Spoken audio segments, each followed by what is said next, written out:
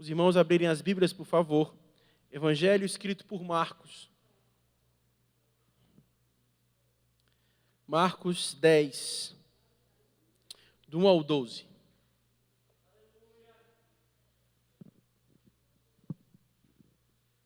Marcos 10, do 1 ao 12.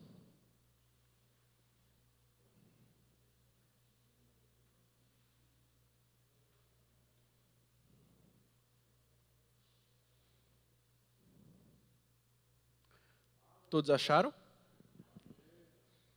Levantando-se dali, foi para os termos da Judéia, além do Jordão, e a multidão outra vez se reuniu em torno dele, e tornou a ensiná-los como tinha por costume. E aproximando-se dele, os fariseus perguntaram-lhe, tentando-o, é lícito ao homem repudiar sua mulher? Mas ele respondendo disse-lhes, que vos mandou Moisés? E eles responderam, Moisés permitiu escrever carta de divórcio e repudiar. E Jesus, respondendo, disse-lhes, pela dureza dos vossos corações, vos deixou ele escrito esse mandamento. Porém, desde o princípio da criação, Deus fez o macho e fêmea. Por isso deixará o homem ao seu pai e sua mãe, e unir-se-á à sua mulher. E serão os dois uma carne, e assim já não serão dois, mas uma carne. Portanto, o que Deus ajuntou, não separe o homem. E em casa tornaram os discípulos a interrogá-lo acerca disto mesmo. E ele lhes disse, qualquer que deixar a sua mulher e casar-se com outra, adulterará com ela. E se a mulher deixar o seu marido e casar-se com outro, a adulterará. Pai, em Tua presença estamos, pedindo que o Senhor fale conosco, pelo poder do Teu Evangelho, que a Tua graça, a Tua bondade possa ser manifesta sobre nós nessa noite, e nós possamos desfrutar da Tua palavra, ensinando-nos o que o Senhor tem a nos falar de modo poderoso e gracioso aqui. É o que oramos em nome de Jesus. Amém. Amém. Meus irmãos, obrigado. Meus irmãos, nós iremos tratar hoje a respeito do casamento e o divórcio na visão do próprio Cristo. O que Cristo tem a nos ensinar a respeito disso. Há uma ligeira distinção entre um termômetro e um termostato. O termômetro, ele adapta-se ao ambiente que ele está. Quando a criança está com febre, você pega aquele termômetro, coloca embaixo do braço e alguns instantes depois você vai medir a temperatura daquela criança, porque o termômetro adaptou-se ao ambiente. Já o termostato, ele muda todo o ambiente. É um mecanismo usado no ar-condicionado, é um termostato. Ele muda e transforma o ambiente para chegar na temperatura por ele designada. A igreja nos dias de hoje, em termos de casamento, em termos de sexualidade cristã, se posso usar essa expressão, precisa ser um termostato e não um termômetro. Nós não podemos nos adaptar àquilo que vemos, mas, na verdade, nós, através da obra do Espírito em nossas vidas, precisamos influenciar o ambiente a qual nós estamos. Há 3 grandes divisões nos evangelhos sinóticos, Mateus, Marcos e Lucas. O ministério de Jesus na Galileia, o ministério de Jesus, que é o ministério do retiro, que é fora das regiões dos termos de Israel, e a terceira etapa, que é o ministério de Jesus na Pérea ou na Judéia, que é a última etapa do ministério de Jesus. Dali ele ruma até Jerusalém. E aqui no capítulo 10, nós vemos o início do ministério de Jesus na Judéia. E no capítulo 10 ele trata sobre o discipulado em 3 grandes esferas. Versículos 1 ao versículo 12, ele fala sobre o casamento. Dos versículos 13 ao 16, ele fala sobre as crianças e os filhos. E dos 17 ao 31, ele trata a questão das posses. Então, no capítulo 10, ele fala de casamento, filhos e crianças, e fala sobre a questão das posses.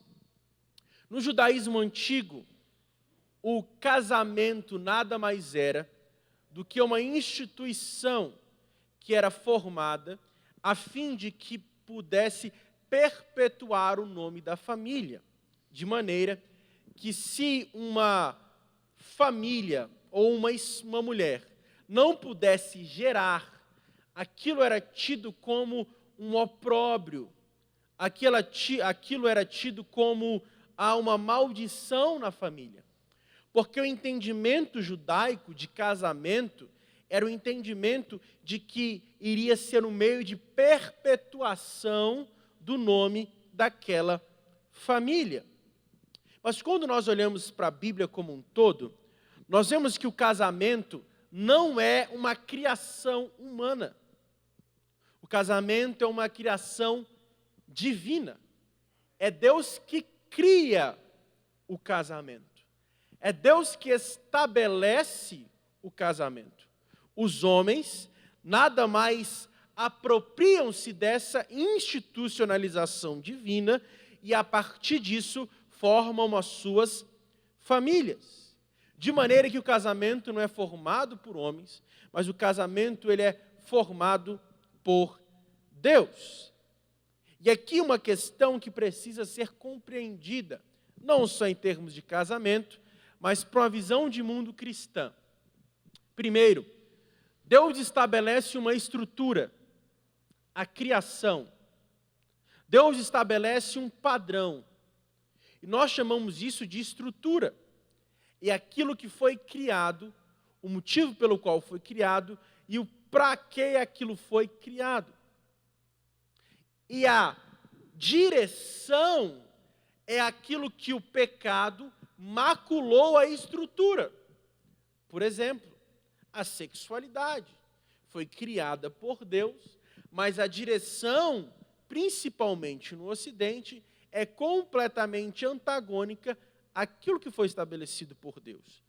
A beleza foi criada por Deus, mas hoje a direção da beleza está sendo deturpada pelo pecado. Mas aqui no capítulo 10, nós vemos o que os homens entendem sobre o casamento e sobre o que Cristo entende sobre casamento. Como já disse, Jesus inicia o seu ministério agora nas regiões da Judéia, nas regiões da Pérea, além do Jordão, ali na Transjordânia. E aqui no capítulo 10, versículo 1, nós vemos que o intuito de Marcos, melhor dizendo, é focar o ensino de Jesus. Aqui Jesus está discipulando. Obviamente, curas e milagres virão, mas o intuito aqui de Marcos é falar do ensino de Jesus. Em versículo 2 diz que os fariseus, tentando apanhar Jesus, tentando fazer com que Jesus queimasse o seu filme, ou desacreditá-lo diante da sociedade, porque ali não era meramente uma pergunta. Ali eles estão colocando Jesus em comparação a Moisés. Não é uma pergunta meramente sobre casamento e divórcio, não. Ali eles estão colocando Jesus na parede em relação ao ensino de Moisés, o maior sacerdote e o maior profeta, se posso dizer assim, do Antigo Testamento, o libertador de Israel. Então não é uma pergunta simples, havia muita coisa em jogo naquela pergunta. E não somente isso, nós vemos que ele está na Judéia. E quem era o responsável político pela Judéia era Herodes Antipas, que casou-se com Herodias, esposa do seu irmão, ou seja, ele vem já de um casamento marcado pelo divórcio. E por causa dessa discussão, João Batista morreu. Então não é uma pergunta simples. Está envolvendo o contexto político e também está envolvendo a espiritualidade do povo.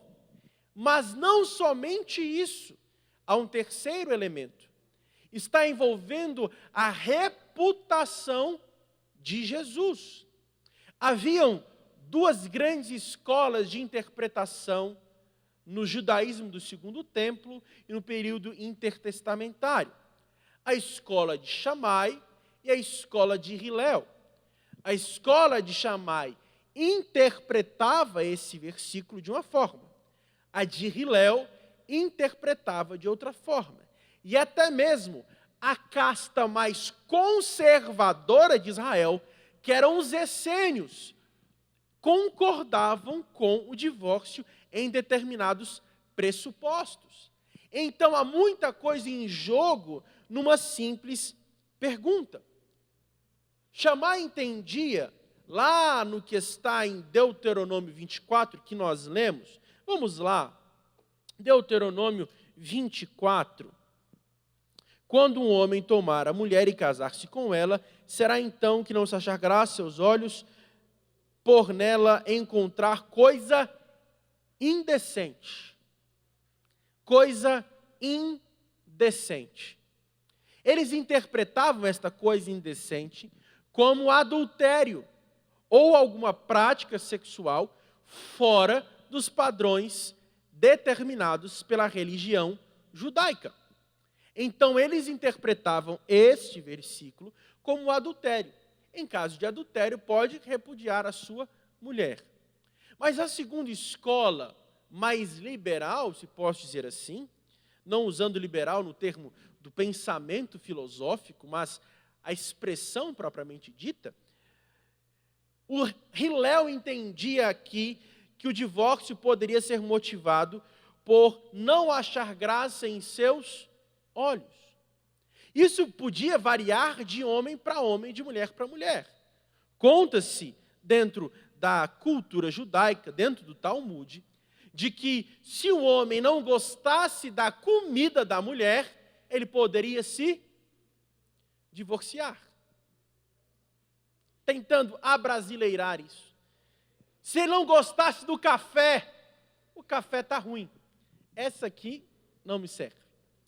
Uma questão também que é servida de exemplo é se uma mulher falasse muito alto, de maneira que os vizinhos ouvissem, aquilo poderia ser um motivo para divórcio.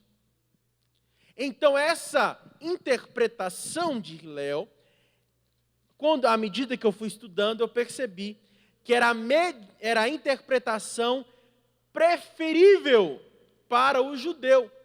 Porque o judeu poderia usar qualquer motivo que quisesse para se divorciar da sua mulher. E aí que está a grande questão. Se Jesus se aliasse com uma, ele seria chamado de conservador. Se ele se aliasse com a outra, ele seria chamado de liberal. Dependendo do ponto de vista, ele estaria em contrariedade com o próprio Moisés. E ainda correndo risco de vida, porque ele estaria se levantando contra Herodes Antipas e Herodias. Então não é meramente uma pergunta, mas aqui Jesus chega no X da questão. Versículos 3 ao 5. Mas respondendo, disse-lhes, que vos mandou? Perceba, o que mandou Moisés? E eles disseram, Moisés permitiu escrever cartas de divórcio e repudiar. E Jesus respondendo disse-lhes, pela dureza do vosso coração vos deixou ele escrito este mandamento. Aqui é a verdadeira interpretação. Moisés permite algo, mas não que Moisés mandasse algo. Ele reconhece uma prática. Ele não ordena aquela prática. Ali está estipulado em Deuteronômio 24 que para que o homem pudesse se divorciar, ele deveria escrever uma carta de repúdio. Ou seja, eu estou me divorciando da fulana de tal, porque ela cozinha mal, ou porque o café dela é ruim, ou porque ela fala alto, ou porque a voz dela é uma voz estridente. Eu não gosto. Então ele tem que escrever a carta, passar essa carta para o sinédrio, então ele ser liberado para casar-se novamente, e aquela mulher para contrair outro casamento. De maneira que, ela se casando com outro homem, ela não poderia voltar a um homem anterior. Este é o contexto de Deuteronômio 24. Moisés menciona a carta de divórcio superficialmente, mas os fariseus, muito apegados a detalhezinhos, a coisinhas, eles focam não no propósito, eles focam no problema. Então eles criam um problema através disso. Os escribas e fariseus propuseram uma ênfase não no princípio, mas no problema. Por quê? Nós vamos tratar disso mais à frente. Mas o divórcio não é uma instituição divina. A instituição divina é o casamento. O divórcio é uma permissão em determinado termo. Uma coisa é Deus dar ordem, instituir, outra coisa é Deus permitir. Por que eu digo isso? Quando nós falaremos da sociedade judaica da época dos reis, que casavam-se com muitas mulheres, é a mesma situação.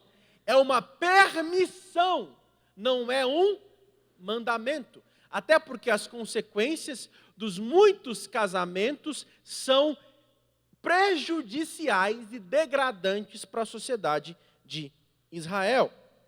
Mas, pensando a partir disso, se Deus estabelece o casamento, o divórcio sendo a permissão, mas o texto diz o porquê que o divórcio foi permitido. Está claro aqui?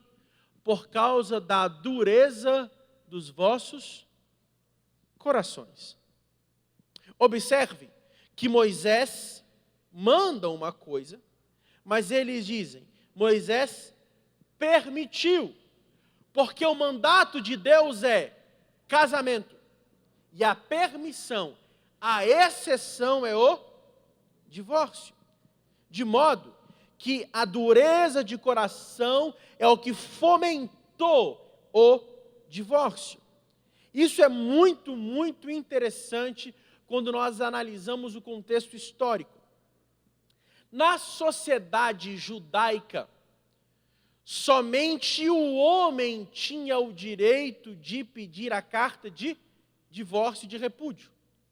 A mulher não tinha esse direito. Era um direito do homem e não da mulher. Lá no final do texto, você vai ver nos versículos 11 e 12, que Jesus coloca em equiparação o pedido da mulher e o pedido do homem.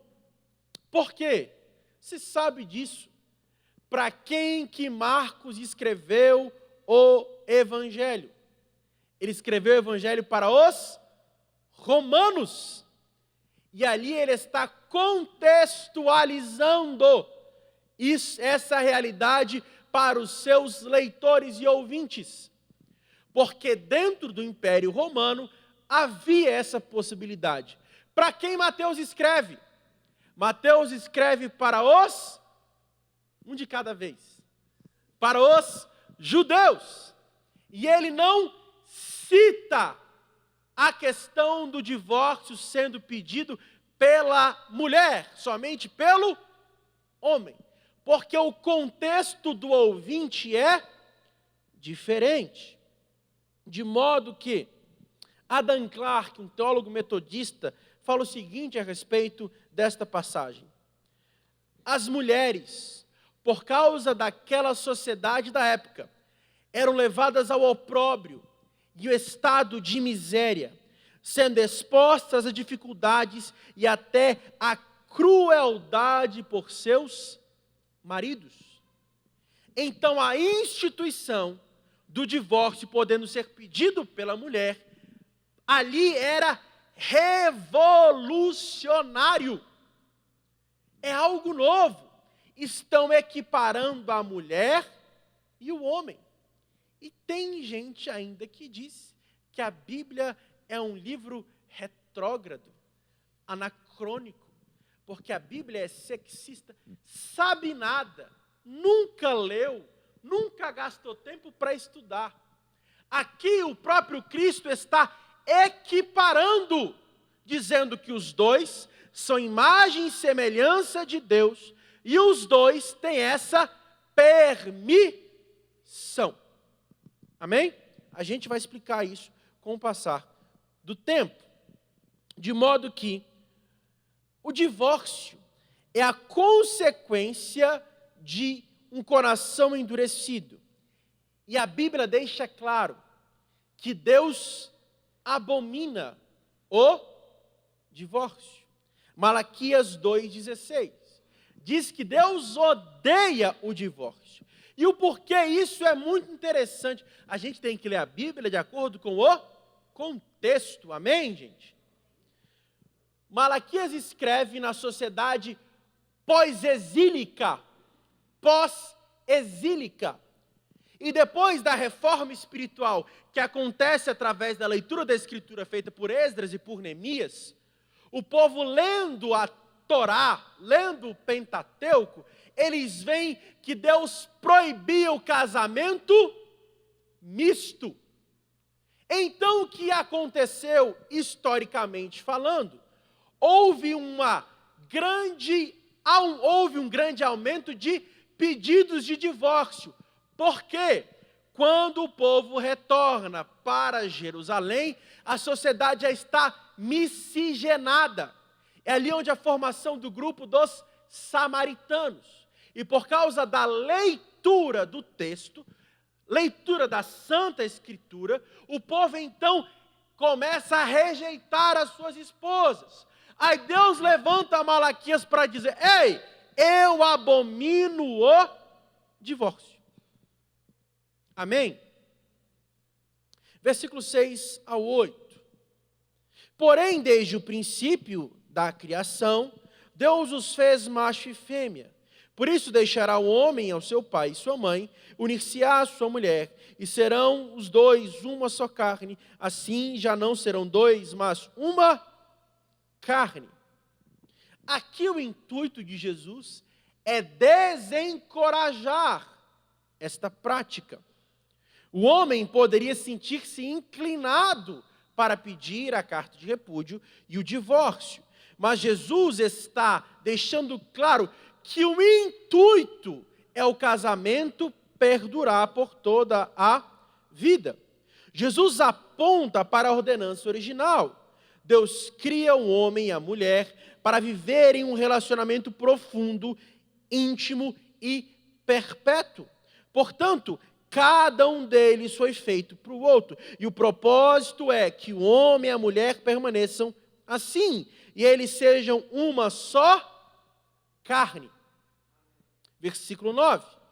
Portanto, o que Deus já juntou, não separe o homem. Aquilo que é unido pela aliança não pode ser dissolvido. Portanto, nós falamos que Jesus considera o casamento como indissolúvel, colocando a exceção que nós iremos tratar de alguns instantes, daqui a alguns instantes. A diferença entre Jesus é clara e os rabinos da época. Eles preferiam que a interpretação fosse uma interpretação liberal, porque eles poderiam casar-se novamente. Jesus não, ele fala: olha, aquilo que Deus uniu, o homem não separe. Porque o matrimônio é um estado honroso de Deus, honroso dado por Deus. Aquilo que Deus colocou, o homem não pode colocar em contrariedade, porque aquilo que é unido por Deus não pode ser separado pelo homem. Jesus pregou. Agora ele chegou em casa. E os discípulos, querendo, entendeu? Eles queriam que Jesus fosse propenso a riléu. Versículos 10. E em casa tornaram a interrogar os discípulos acerca disto. Ele lhes disse: qualquer que deixar a sua mulher e casar-se com a outra, adulterará com ela. E se a mulher deixar o seu marido e casar-se com outro, adulterará. Quando você olha o texto, você não entende bem. Mas vamos para o Evangelho Sinótico de Mateus. Mateus 19. Mateus 19.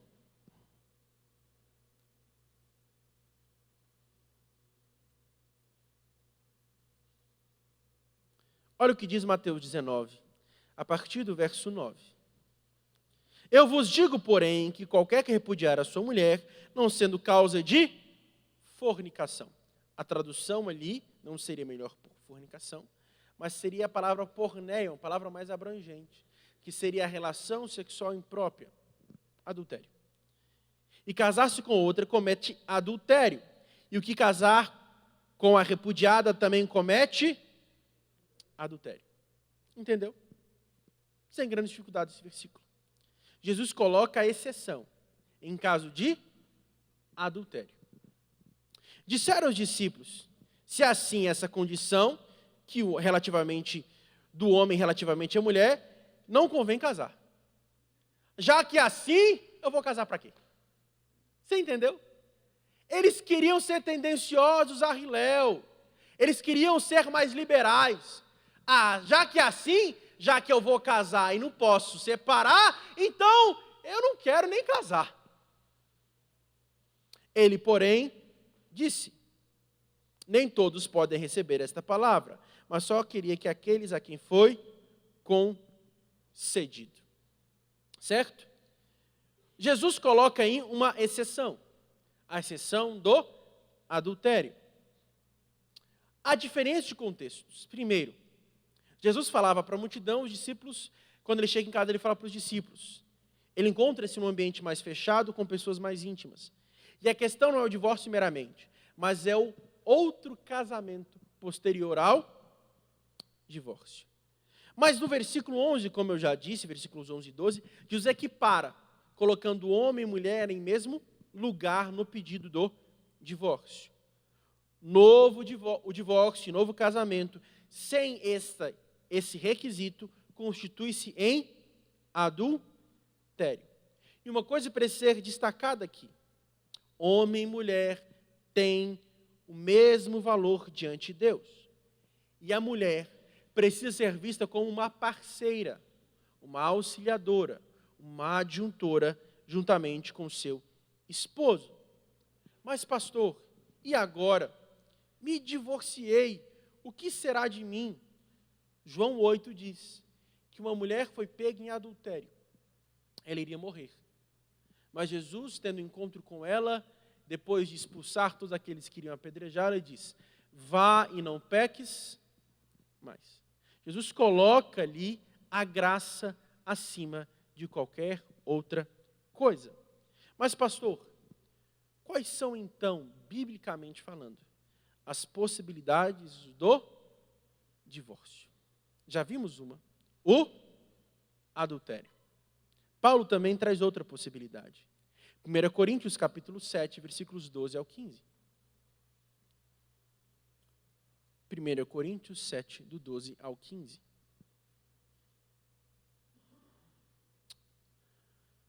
Mas os outros, eu digo eu, não o Senhor. Se algum irmão tem mulher descrente, e ela consente habitar com ele, não a deixe. Se a mulher tem marido descrente, e ele consente habitar com ela, não o casou. Fulano de tal não é crente, fica com ele. Essa expressão de Paulo, seguindo. Porque o marido descrente é santificado pela mulher.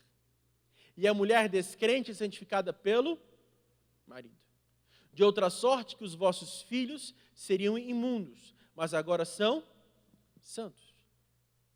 Mas se o descrente se apartar, aparte-se, porque neste caso o irmão ou a irmã não está sujeito à servidão, mas Deus chamou para...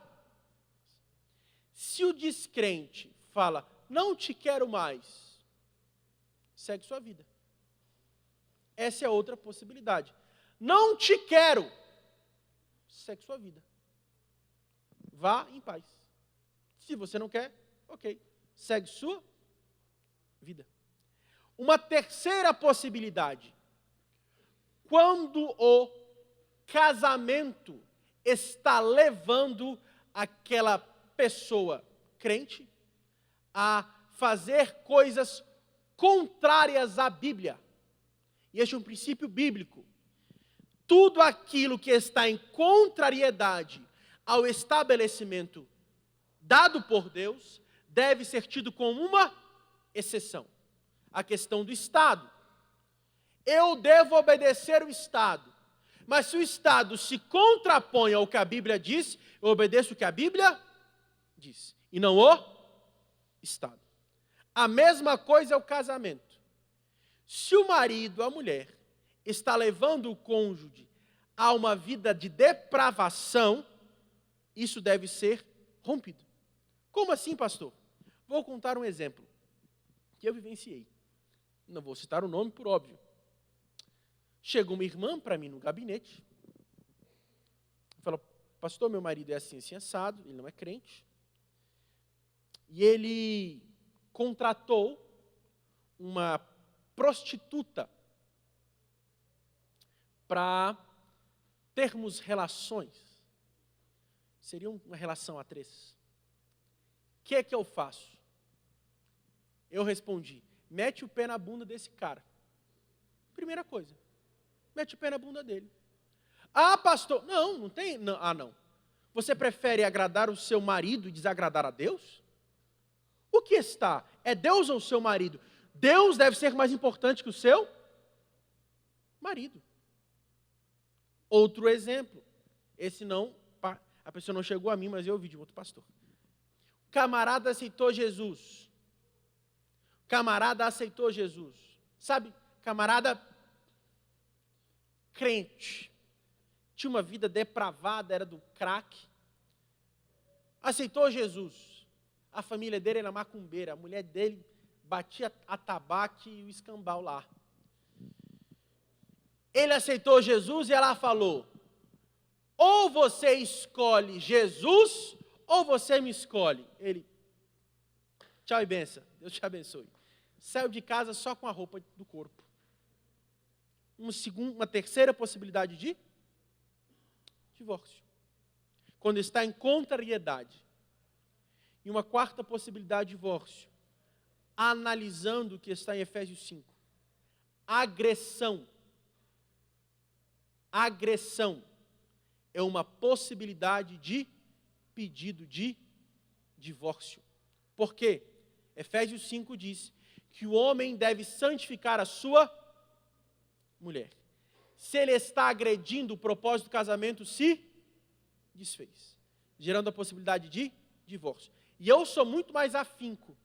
Se chegar para mim, eu levo ela para registrar boletim de ocorrência. Se chegar, eu levo. Ah, mas vai prender. Vai prender. Vai prender. Vai prender sim. Espero que realmente seja preso. Vai prender. Agressão, possibilidade de divórcio. Primeiro, que eu não quero correr o risco de algo pior acontecer.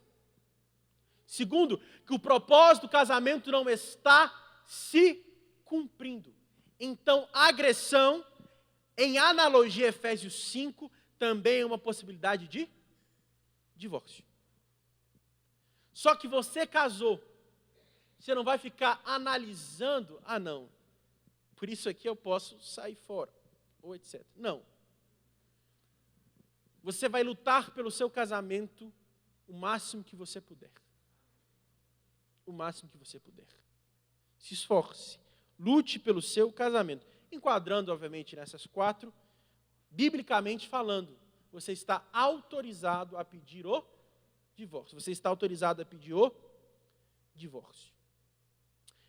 Mas o porquê eu estou dizendo isso? Porque o casamento, ele tem um padrão bíblico. E a primeira coisa é, em primeiro lugar, o casamento é instituído pelo próprio Deus. Deus falou que o homem e a mulher deveriam ser uma só carne.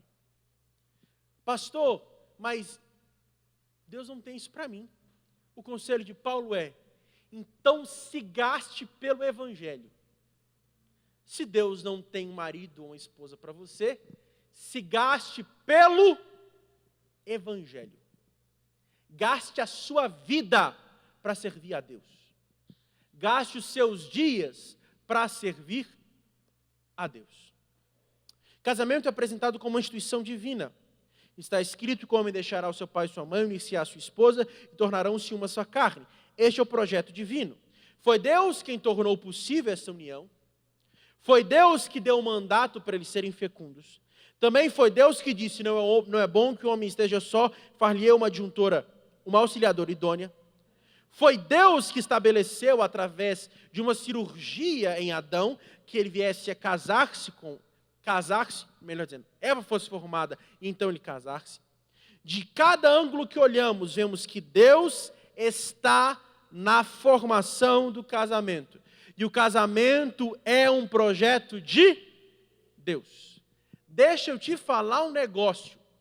Se você espera ficar rico para casar, você não vai casar. Não casa. Há certas bênçãos que Deus destina ao casamento. São raras exceções do solteiro ter dinheiro. Normalmente solteiro é quebrado. Mas quando casa, Deus abençoa. Amém? Deus abençoa. Há certas bênçãos que são para o casamento. Então, se Deus colocou no seu coração para você se casar, as portas vão se abrir. Eu tenho plena convicção do que eu estou falando. Ah, mas eu não tenho cama. Deus vai abençoar e você vai comprar uma cama, senão alguém vai te dar. Ah, mas eu não tenho geladeira. Obviamente, se você quer uma geladeira de 30 mil reais, você não vai casar, meu irmão. Seu objetivo não é casar. Não é. Mas Deus vai abençoar alguém para dar uma geladeira para você. De modo que eu já ouvi inúmeros testemunhos aqui na igreja. Camarada e a moça casaram sem dinheiro para nada. Deus abençoou. Porque o casamento é uma instituição divina. Divina. Perceba, sendo uma instituição divina, Deus valida o projeto dele. Então, se você colocou no seu coração para se casar, case-se. Case-se. Não espere que você fique milionário para casar, porque você não vai ficar milionário para casar. Então, case-se. Eu sei que falando em termos de Brasília, Brasília tem um ídolo, o ídolo do concurso público. Depois que eu passar no concurso, eu caso. E se não passar? E aí? Se não passar? Se Deus não abrir essa porta? E aí? Portanto, casamento é uma instituição divina. Casamento é um projeto de Deus. Além disso, e aqui eu vou mexer numa coisa muito complexa. Vamos lá. Está filmando mesmo? Graças a Deus eu posso gastar meu réu primário. Casamento é heterossexual. Casamento é heterossexual. Vou falar uma terceira vez. Casamento é heterossexual. É homem e mulher. Fora isso, é procedência maligna. Casamento é homem e mulher. O restante pode ser par, mas não é casamento. Casamento entre homem e mulher. Jesus disse que o homem, Deus fez macho e, amém? É um, é outro. Não dá para ser os dois. Ou é um, ou é outro. Pastor, e o caso de hermafroditas? Eu vou entrar na questão ética agora. Até mesmo os hermafroditas têm predisposições a terem mais hormônios de um lado do que do outro. Até mesmo eles têm. Ou elas têm. Até mesmo eles têm. Então não venha com essas exceçõezinhas. Casamento, ele é heterossexual. Deus fez o homem e a mulher. E somente numa relação heterossexual Deus pode cumprir os propósitos divinos para a família. Uma relação homossexual, não vou falar homossexualidade, vou falar de homossexual mesmo. Eu não vou explicar isso porque demora muito tempo, mas vai ficar gravado e vai dar certo. A relação homossexual não é uma união de amor de acordo com a Bíblia. Não é. De acordo com a Bíblia, não é união de amor. Até porque Deus é amor. E Deus não é contrário à sua própria palavra. Então não pode ser uma união de amor, porque Deus é amor e Deus não é a favor do casamento homossexual. Perceba, eu vou provar isso na Bíblia, porque eu estou aqui, é para isso mesmo. A união homossexual é degradante, destrói a sociedade. Uma prova disso é, se todos fossem homossexuais, não haveria perpetuidade de geração. Acaba com a sociedade. Terceiro, atrai a ira de Deus, porque é pecado. Vou mostrar na Bíblia que eu estou dizendo. Levítico 18, 22 ao 29. Levítico 18, 22 ao 29. Vamos lá. Os cananitas foram eliminados por causa da prática do homossexualismo. Como homem, não te deitarás como se fosse mulher. É abominação. Nem te deitarás como animal para te contaminares com ele, nem a mulher se porá perante o animal para juntar-se com ele. Confusão? Está falando de como que é? Alguma coisa lá. Um trem bem exótico. Com nenhuma dessas coisas vos contamineis, porque todas as coisas contaminaram as nações, e eu expulso diante de... Isso aconteceu nas nações, e o que Deus fez? Deus matou geral. Com nenhuma dessas coisas que pode passar, por favor. Por isso a terra está contaminada, e eu visito a sua iniquidade, e a terra vomita os seus moradores. Porém vos guardei os meus estatutos, meus juízos, nenhuma dessas abominações fareis, nem o natural, nem o estrangeiro, que peregrina entre vós. Perceba, Deus está colocando ainda a situação de pessoas em estado de miserabilidade, estado de miséria. Não pode fazer isso. Você não pode pegar uma pessoa nesse estado e abusar dela sexualmente. Porém, pode passar. Porque todas as abominações fizeram os homens desta terra, que nela estavam antes de vós, e a terra foi contaminada. Pode passar. Para que a terra não vos vomite, havendo contaminado, como vomitou a nação, que nela estava antes de vós. Porém, qualquer que fizer alguma dessas abominações, sim, aqueles que as fizerem serão extirpados do céu. O que está escrito no texto é o seguinte: por causa disso, eu matei os cananitas. É Deus que fez. Deus matou. Mas o Deus do Antigo Testamento não é o Deus do Novo Testamento. Muda de religião, então. Vai fazer outra coisa. É o mesmo Deus. É o mesmo Deus. E perceba, as leis morais permanecem. As litúrgicas não.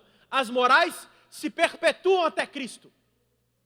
A moral permanece. As leis litúrgicas não, porque são um símbolo do que viria, que é o próprio Cristo. Sodoma e Gomorra. Não vou explicar a história toda. Vamos lá para Judas. Judas 7. Judas, versículo 7. Só tem um capítulo, Judas 7. Vamos lá. Judas 7. Judas 7. Eu acho aqui, qualquer coisa eu acho que é rapidão. O Judas 7. Achei. Judas 7. Assim como Sodoma e Gomorra, as cidades circunvizinhas, que havendo entregue à fornicação, como aqueles ido após outra carne, foram postas, por exemplo, sofrendo pena do fogo eterno. A palavra fornicação ali também, a transliteração para porneia. A palavra porneia é mais abrangente. São pecados sexuais. Por causa dos pecados sexuais, ela foi destruída. Romanos 1, 24 ao 26. Eu falei que para a Bíblia, casamento homossexual não é uma relação de amor. Quem está dizendo isso não sou eu. Quem está dizendo isso é o apóstolo Paulo. Por isso também Deus entregou as consciências do seu coração à imundícia para desonrar esses corpos entre si.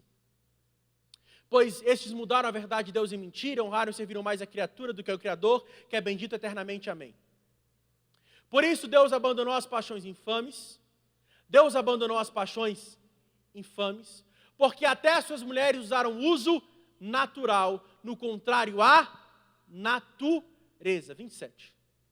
Semelhantemente, todos os homens, deixando o uso natural, inflamaram a sua sensualidade uns para com os outros, homem com homens, cometendo a torpeza e recebendo em si a recompensa que convinha o seu erro. 28. E com eles não se importaram ter conhecimento de Deus, assim Deus entregou um sentimento. Sentimento não é uma relação de amor, é um sentimento de perversão, perversidade, torpeza, para fazerem coisas que não. Ah, pastor, mas no Antigo Testamento era uma coisa, no Novo é a mesma coisa. É a mesma coisa. Paulo deixou claro que não é uma relação de amor. Não. É uma relação marcada pela perversidade. Torpe, deturpada, marcada pela deturpação. E sabe o que é o pior de tudo? Quem comete tais coisas vai para o inferno. Vai para o inferno. Quem está dizendo isso não sou eu. 1 Coríntios capítulo 6. 1 Coríntios capítulo 6. Versículos 9 e 10.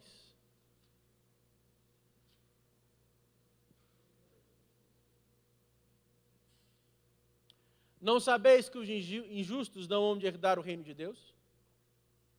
Não erreis, nem os fornicadores, né, que eles têm relação sexual antes do casamento, nem os idólatras, nem os adúlteros, relação sexual fora do casamento, nem os efeminados, nem os sodomitas.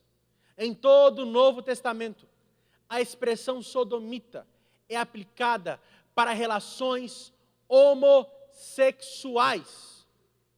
Todo Novo Testamento, em todo Novo Testamento, a expressão sodomita é aplicada para relações homossexuais. Nem os ladrões, nem os avarentos, nem os bêbados, nem os malditos. Eu preciso abrir um parêntese aqui. Aquele que fala mal de todo mundo vai queimar no fogo do inferno, igual todos esses aí. Então segura tua língua, já está dado a dica aí.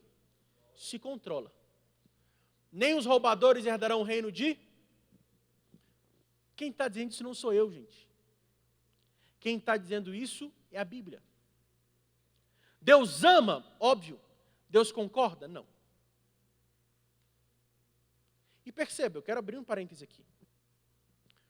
Homossexualidade, homossexualismo, é um pecado igual esses pecados aqui listados. A gente fala, não, esse aqui é demais. As consequências talvez sejam. Mas é um pecado como maldizer, por exemplo. É um pecado como está descrito aqui. Obviamente, as consequências e a depravação é maior. É maior.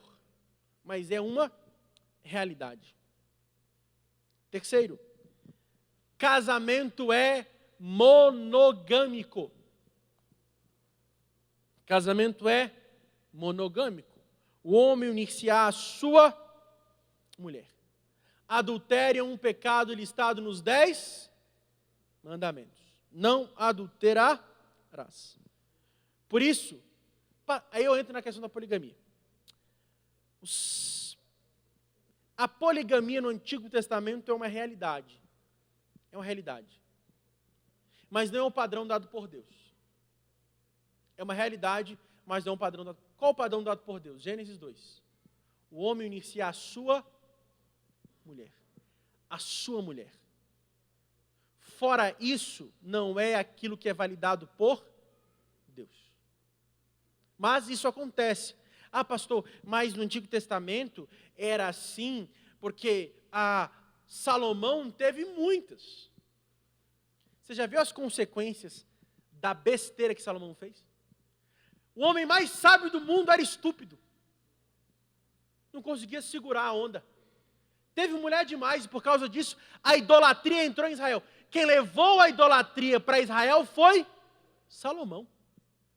Ele foi o principal motivador. Leiam o livro de 1 Reis, 2 Reis. Leia 1 e 2 Samuel.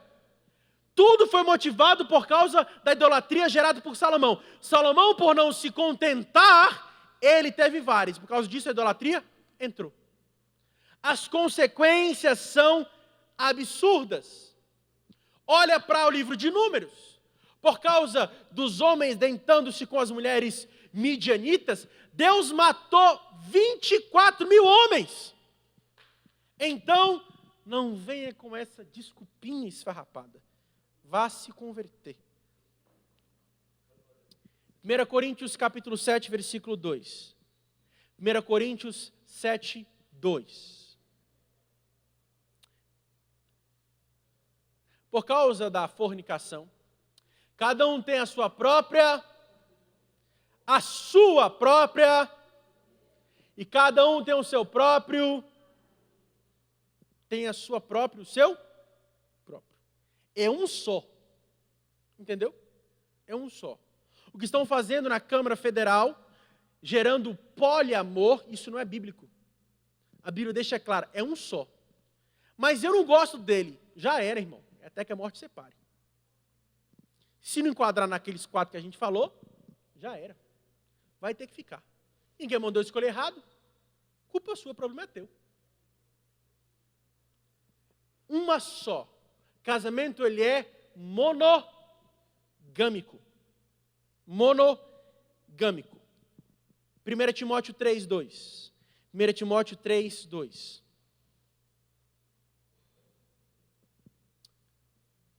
É necessário que o bispo seja irrepreensível, marido de uma mulher. Sabia que essa é a maior dificuldade da pregação nas tribos africanas? Essa é a maior dificuldade da pregação transcultural na África. Porque o camarada lá tem muita mulher. Aí chega o pastor pregando, ele aceita Jesus e fala, agora escolhe uma. E qual que vai escolher? Qual que você mais gosta? E as outras? Segue a vida delas. Essa é a maior dificuldade para a pregação transcultural na África. Por causa disso aqui. Da monogamia no casamento. E aqui está uma questão. Eu vou alegrar o pessoal aqui agora. 1 Coríntios 7, 5. 1 Coríntios 7, 5. Assim como é proibido a relação sexual antes, a relação sexual fora, a falta da relação no casamento também é proibida. Se casou, tem que cumprir. Não vos priveis um ao outro, senão por consentimento mútuo, por algum, para vos aplicardes ao jejum e à oração.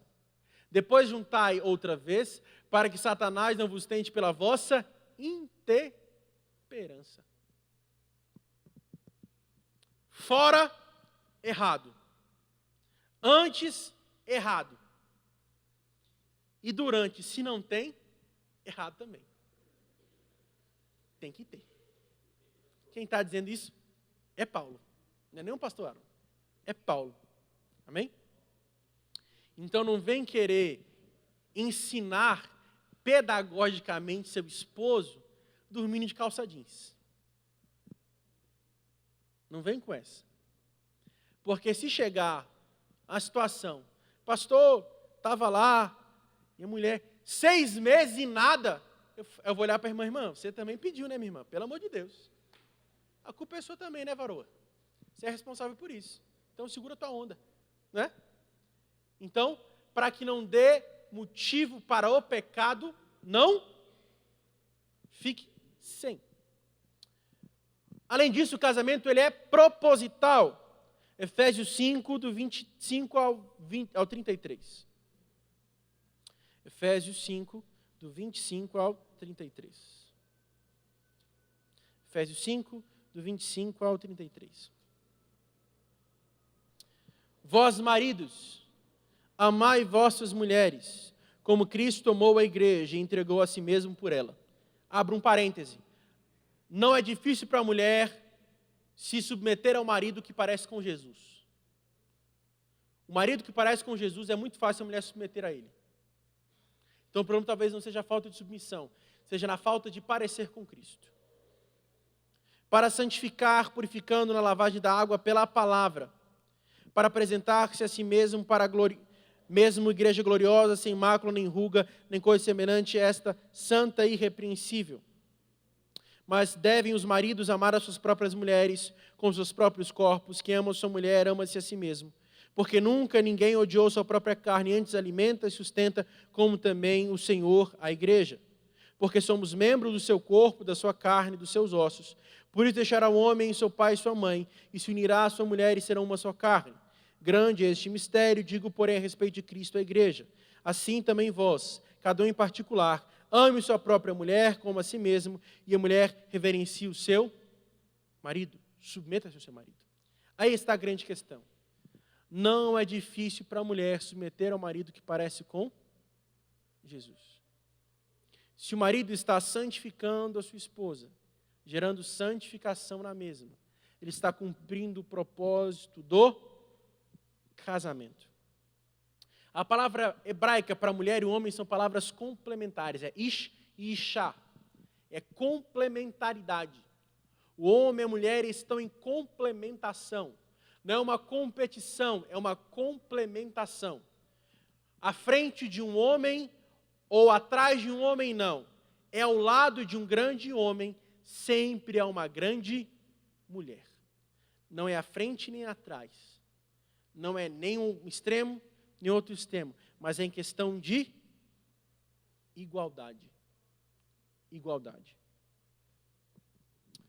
A união conjugal está clara aqui e uma oportunidade para crescimento em santidade. 1 Pedro capítulo 3, versículo 7. 1 Pedro 3, 7. Igualmente vós, maridos, coabitai com elas em entendimento, dando honra à mulher como vaso mais fraco, como sendo-vos seus coherdeiros da graça, para que não sejam impedidas as vossas. Tem muita oração que não está sendo ouvida por Deus, porque não teve perdão em casa. Então perdoa. Exerce o perdão. Resolve o problema e depois vai orar. Entendeu? Resolve a treta. Deus ouve a oração. Então, marido, resolva os seus problemas. Vá falar com sua esposa e depois fale com Cristo. Porque esse é o propósito. Crescimento em santificação. Vou falar um negócio aqui.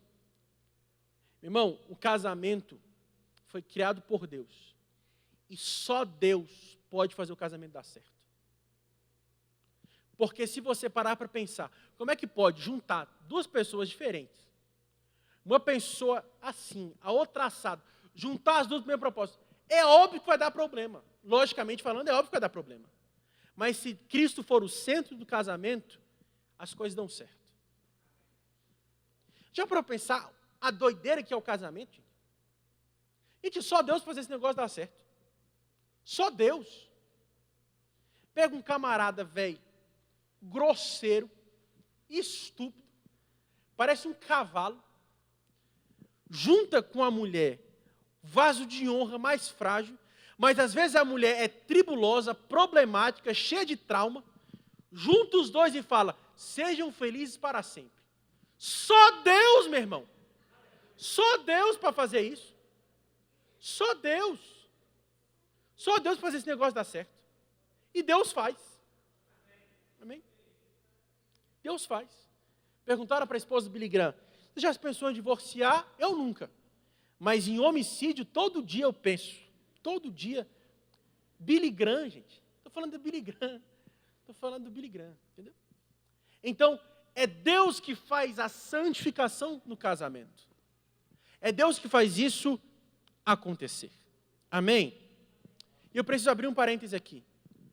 Sua relação com seu esposo é superior à sua relação com seus filhos.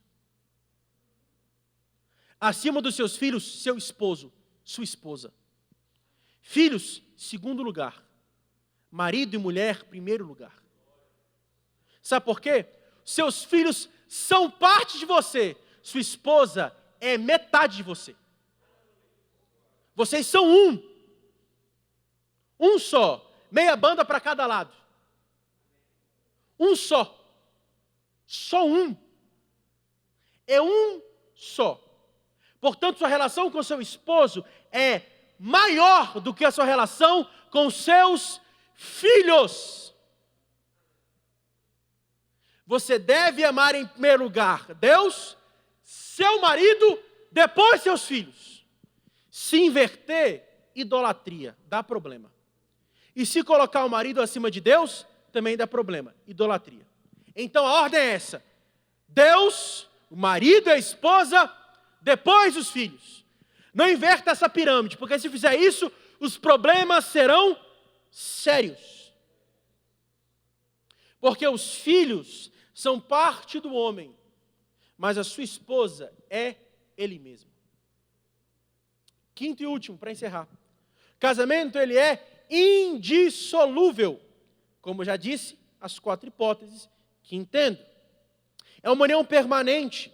E o casamento, se for quebrado, que não seja por essas exceções, está cometendo o 9º mandamento. Falso testemunho. Como assim? Você não prometeu diante do pastor, das testemunhas, dos dias de paz? Você não prometeu? Se rompe, falso testemunho. Está pecando 2 vezes. Falso testemunho ainda se inclui. Porque você fez uma promessa e quebrou aquela promessa. E aqui eu concluo. Não existem famílias fortes sem uma realidade espiritual por trás delas. Não existe famílias fortes sem casamentos bem estruturados. Eu vou repetir. Não existem famílias fortes sem casamentos bem estruturados. Não existe uma igreja forte sem famílias fortes.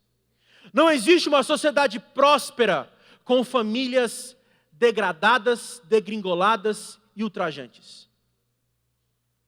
Não existe sucesso que se ultrapasse a uma vida familiar saudável.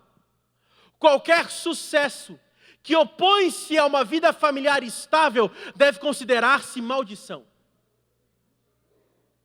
O maior sucesso de um homem e de uma mulher é viver a ordinariedade da vida. Chesterton diz que não há nada mais extraordinário do que uma família comum. O povo de Deus deve mostrar a sua diferença e não a sua igualdade com o mundo. Nossos casamentos bem nutridos, famílias bem regadas, florescerão a glória de Deus. Casamentos bem nutridos, famílias bem regadas, florescerão a glória de Deus. E o mundo olhará para nós e verão o poder do Evangelho em nossas vidas, porque Cristo é o centro do nosso lar. Se você colocar isso na sua cabeça, você vai entender de uma vez por todas que a família continua sendo e continuará sendo a célula máter da sociedade. Porque se não há famílias saudáveis, a sociedade definha e a ira de Deus se manifesta. Portanto, diga em alto e bom tom: eu e a minha casa serviremos ao Senhor. Coloque-se de pé, eu quero orar com você.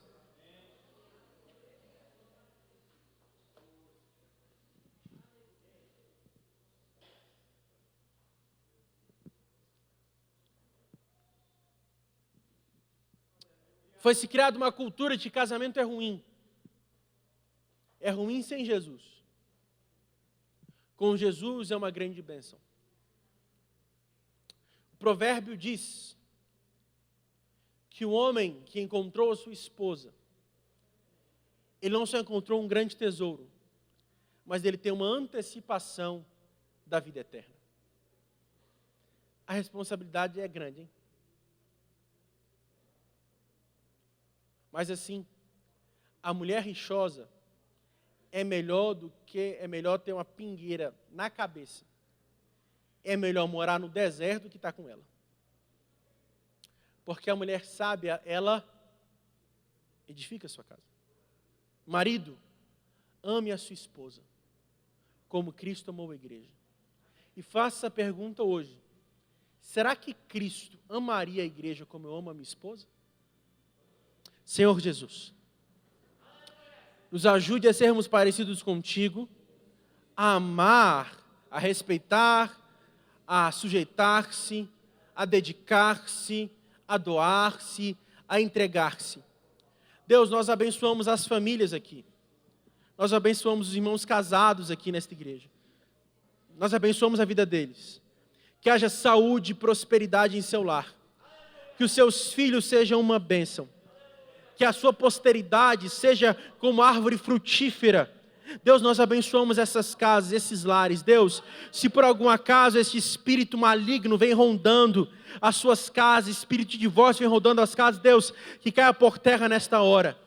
Que caia por terra pelo poder que há no teu nome, pelo poder que há no teu sangue. Deus, reestruture casamentos nessa noite, reestruture casamentos nesta hora. Deus, dê sabedoria a esta mulher, dê sabedoria a este homem, dê paciência a essa mulher, dê paciência a este homem.